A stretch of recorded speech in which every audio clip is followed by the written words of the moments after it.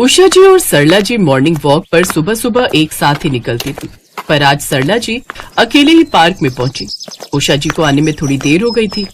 तब तक पार्क बाकी लोगों से भर चुका था। सरला जी ने अभी योगा करना शुरू ही किया था कि तभी उषा जी आ जाती। क्या हुआ उषा जी, आज पार्क आने में बहुत देर कर दी। मैंने तो फोन भी मिलाया था पर आपका स्विच ऑफ आ रहा था। लगा आप सो रहे हो इसलिए मैं अकेली ही आ गई। रात को देर से सोए थे क्या? अरे नहीं नहीं, सो तो मैं जल्दी गई थी, पर अब क्या बताऊं, वही रोज की किचकिच। अच्छा, इसका मतलब आज फिर बहू से किसी बात पर तू मैं हो गई है। हाँ वही हो गई। मैंने बहू को बोला था कि जब सुनील काम पर जाए तो मेरे मोबाइल के चार्जर की लीड वो नहीं ले आएगा, पर सबको अपने मोबाइल फोन से मतलब है। मेरा फोन पुराना है, उसका चार्जर चाहे कितना भी पुराना हो जाए, पर मजाल है कोई बदल कर ला दे। बस उसे अपने फोन का स्क्रीन गार्ड तो याद रहा, पर मेरे मोबाइल के चार्जर की लीड मंगवाना भूल गई। बार बार लीड को टेप से चिपकाकर मैं इस्तेमाल कर रही थी। आज सुबह उस लीड का भी अंत हो गया। इसी बात पर मेरी अपनी बहू से सुबह सुबह बहस हो गई। ये देखो, कल शाम से मेरा फोन बंद पड़ा है, मिलेगा कैसे? स्विच ऑफ तो आना ही है। अरे इसमें इतना टेंशन लेने वाली कोई बात नहीं है। मैं अपना मोबाइल और चार्जर लेकर आई हूँ। वहाँ सामने वाली चाय की दुकान पर बैठेंगे, तुम वहीं थोड़ी देर मोबाइल चार्ज कर लेना। पर इससे मेरी समस्या हल नहीं होने वाली। और तुम बताओ कैसी हो? कल रात को खाना ठीक से खाया या नहीं? हाँ खा लिया था, पर इनकी शुगर थोड़ी बड़ी हुई थी, इस वजह से रात को अचानक डॉक्टर के पास ले गए। वही बहू बोलने लगी कि रात को नींद खराब कर दी हमने उनकी। खैर डॉक्टर ने दवाई दी थी तो शुगर कंट्रोल हो गई थी। अब घर पर आराम कर रहे हैं। सोचा थोड़ी देर वॉक कर लूंगी तो मन ठीक हो जाएगा। सरला जी और उषा जी आपस में अपनी अपनी परेशानी एक दूसरे से बांट ही रही थी कि तभी वहां से श्रीमती टंडन रनिंग करती हुई निकलती है। श्रीमती टंडन बहुत खुशमिजाज रहने वाली महिला थी।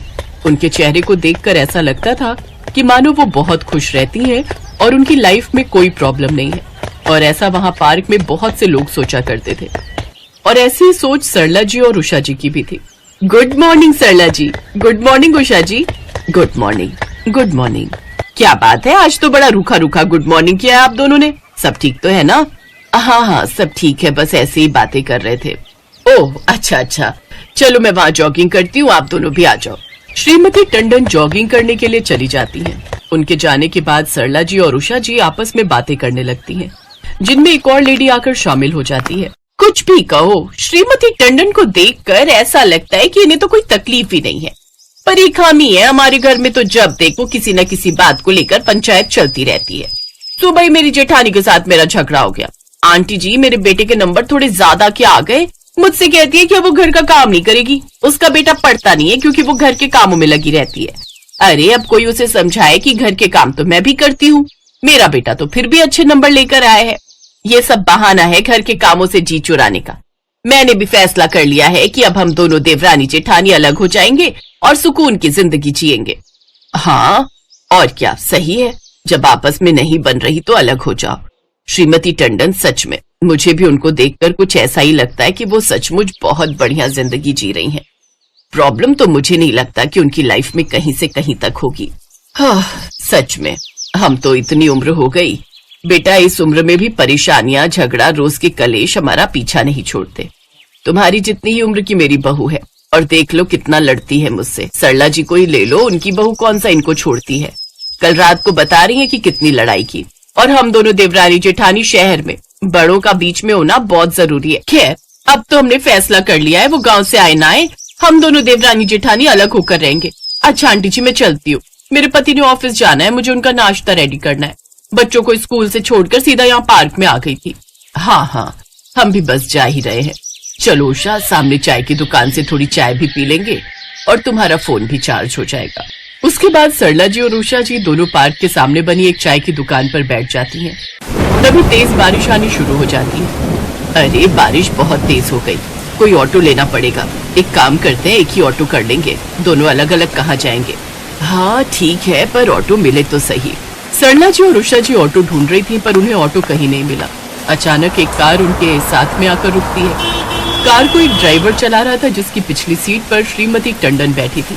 सरला जी, उषा जी, आइए मेरी गाड़ी में बैठ जाइए, मैं आपको घर तक छोड़ देती हूँ। मैं घर ही जा रही हूँ, बारिश बहुत तेज है, अभी सड़कों पर पानी भर जाएगा तो आपका जाना मुश्किल हो जाएगा।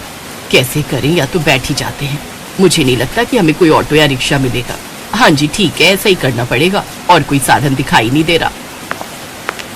सरला जी और उषा जी दोनों श्रीमती टंडन की कार में बैठ जाती हैं। श्रीमती टंडन सरला जी और उषा जी को अपने घर चाय पीने के लिए कहती हैं। बारिश ज्यादा तेज थी, सड़कों पर पानी भी भर गया था। इस वजह से सरला जी और उषा जी चाय की बात मान लेती हैं। श्रीमती टंडन उन्हें अपने घर लेकर जाती हैं। श्रीमती टंडन बहुत पैसे वाली थी, पर पैसा दुनिया की सारी खुशियां नहीं दे सकता। ये बात उस दिन साबित हो गई जब सरला जी और उषा जी ने श्रीमती टंडन के चेहरे की हंसी के पीछे छिपा हुआ दुख देखा।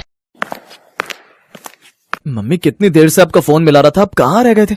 एक तो आप सुबह सुबह आज मेरी कार ले गए, हमेशा रिक्शा से जाते हो ना, फिर आज मेरी कार क्यों लेकर गए थे?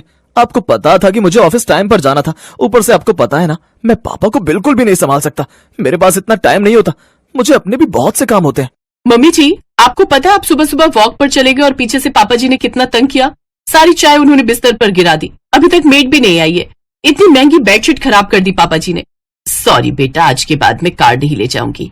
बाकी टेंशन मत लो, मैं अभी देखती हूँ। आज मेरे साथ 2 मेहमान आई हैं, थोड़ा धीरे बोलो वरना वो सब सुन लेंगी। सरला जी और उषा जी श्रीमती टंडन और उनके बहू बेटे की सारी बातें सुन चुकी थी। श्रीमती टंडन एक व्हीलचेयर लेकर एक छोटे से कमरे में जाती है। सरला जी और उषा जी श्रीमती टंडन के पीछे पीछे उसी कमरे में पहुंच जाती हैं। ये मेरे पति हैं, मिस्टर टंडन। कुछ साल पहले एक एक्सीडेंट में इनकी दोनों टांगे खराब हो गई थी, तब से ये चल फिर नहीं पाते। डॉक्टर का कहना है कि उम्र के साथ साथ इनका शरीर बहुत कमजोर हो गया है, इसलिए ये कभी चल नहीं पाएंगे। उमा तुम फिर अपनी आंखों में आंसू लाई। मेरी उमा हमेशा हंसती हुई अच्छी लगती है। सॉरी उमा, हाथ से चाय का प्याला फिसल गया, बिस्तर पर सारी चाय गिर गई। कोई बात नहीं, देखिए ये मेरी सहेलियां हैं। मैं जब मॉर्निंग वॉक के लिए जाती हूँ ये दोनों वहीं मेरे साथ होती हैं। ये है सरला जी और ये है उषा जी। मैं हम सबके लिए चाय बनाकर लाती हूँ, उसके बाद मैं आपको बाहर वॉक पर ले जाऊंगी। उस दिन सरला जी और उषा जी को एहसास हुआ कि हर हंसते हुए चेहरे के पीछे क्या दुख छिपा है ये कोई नहीं पहचान सकता, पर हर हाल में खुश रहना संभव हो सकता है। ये बात श्रीमती टंडन को देखकर सरला जी और उषा जी को समझ में आ गई थी। उसी दिन उषा जी अपने लिए एक फोन की दुकान से नया चार्जर और नई लीड खरीद कर लेकर जाती है। इधर सरला जी ने भी अपने बेटा बहू से किसी बात की आस करना छोड़ दिया।